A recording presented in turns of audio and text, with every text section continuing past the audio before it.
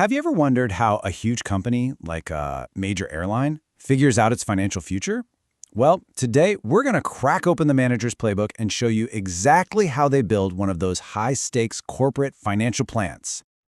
All right, let's dive right in. I want you to picture this. You are in the pilot seat, but you're not flying a plane. You're flying the finances of a major airline. And this quote, that's your mission.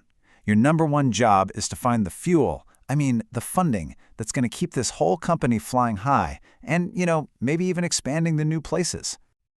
Okay, I know what you're thinking. That sounds like a huge task, right? But here's the thing. You don't have to track every single penny right from the get-go. A really strong financial plan actually starts much simpler. It just focuses on 3 clear strategic goals. So you really got to think of this as more than just some boring document. No, this is your flight plan. Goal number 1, all about efficiency. Trimming the fat, making sure the airline runs super lean. Then goal number 2 is about foresight. It's about spotting those potential storms, like market turbulence, before you fly right into them. And finally, goal number 3 is all about readiness. This means knowing every single one of your financial lifelines, from a tiny loan all the way up to a massive investment. Okay, let's jump into part 1, building that all-important business case. This is where we lay the groundwork, the foundation. It's where we tell the story behind the numbers. You can think of it as our pre-flight check, making sure everything's in order before we even think about taking off. So your business case? It's really just a story you're telling, and it has 3 main parts. First up, who are we? Well, for our airline example, we're a low-cost carrier. Simple enough. Second, what do we actually do? We fly people from point A to point B. And third, and this is the big one, how do we make our money right now? Through ticket sales, those pesky baggage fees, and maybe some in-flight snacks. It's that simple story that becomes the baseline for absolutely everything else.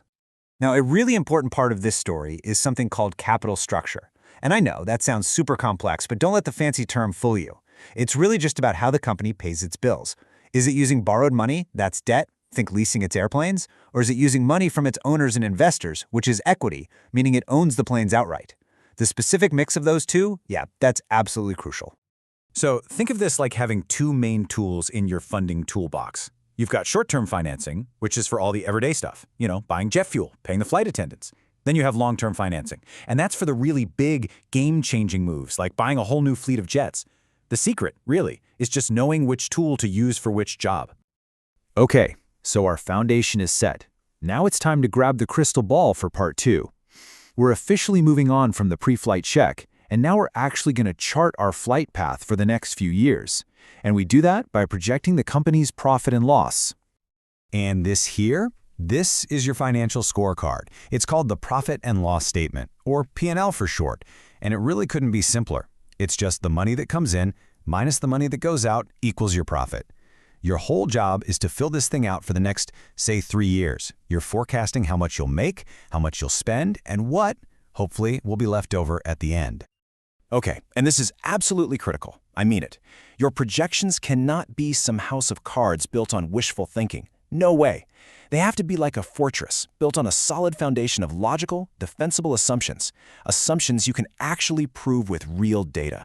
So for example, let's say you project a 3% annual growth in revenue. But the big question is, why 3%? You can't just pull that number out of thin air. You have to back it up. You have to have hard data.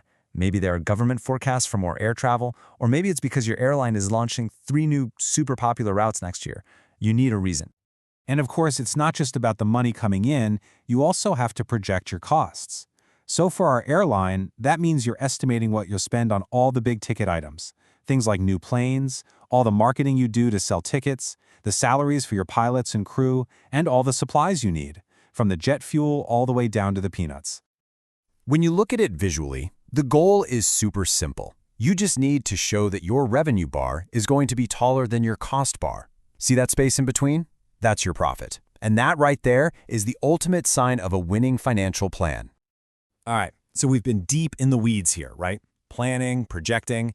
Now, for part 3, let's pull way back and zoom out. Let's look at the big picture. Why does any of this really matter for a huge company? Well, think about it. For a company like an airline with thousands of flights, tens of thousands of employees, and just a zillion moving parts, this plan is the master flight plan. It's the one thing that takes all of that potential chaos and turns it into a single, clear roadmap that guides everybody towards smarter, more unified decisions about the future. So look, if you only remember one thing from all of this, make it this three-step process. A really powerful financial plan does three things. It builds a solid case, it projects the numbers, and it justifies every single assumption. Simply put, plan, project, and justify. And there you have it. That's the financial plan playbook in a nutshell. It's the tool that helps the biggest companies on the planet navigate all that uncertainty out there. And believe me, that uncertainty is very real. Which kind of leaves us with one final thought. When you look at the companies you use every single day, what do you think is their single biggest financial risk? Something to think about.